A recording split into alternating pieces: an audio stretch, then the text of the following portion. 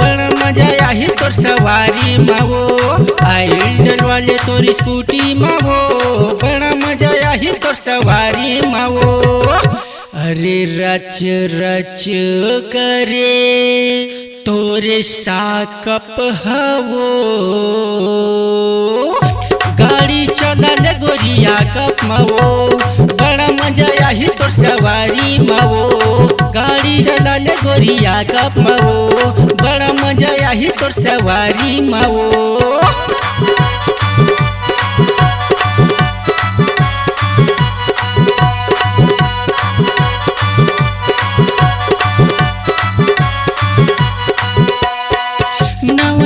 गाड़ी है आइल डलवाले गोरी, ताजा मशीन है मजा आ जाही गोरी, नवा नवा गाड़ी है आइल डलवाले गोरी। अरे सप सप करे तोरे साकप हवो,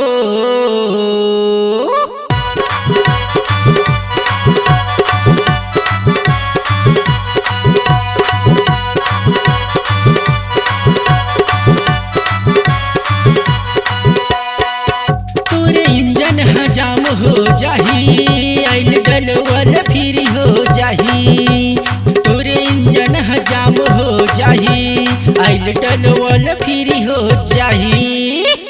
अरे सप सप करे आगू के साकप हवो, गाड़ी चलल गोरिया कप मावो, बड़ा मजा आई तोर सवारी मावो, गाड़ी चलल गोरिया कप मावो, बड़ा मजा आई तोर सवारी मावो, बड़ा मजा आई तोर सवारी मावो, बड़ा मजा आई तोर सवारी मावो। एक गोरी कहाँ जाबे टेलर वाले। Ram music presents digital audio recording studio Masturi, जिला बिलासपुर, छत्तीसगढ़। संपर्क करें 9131835716 9669322151।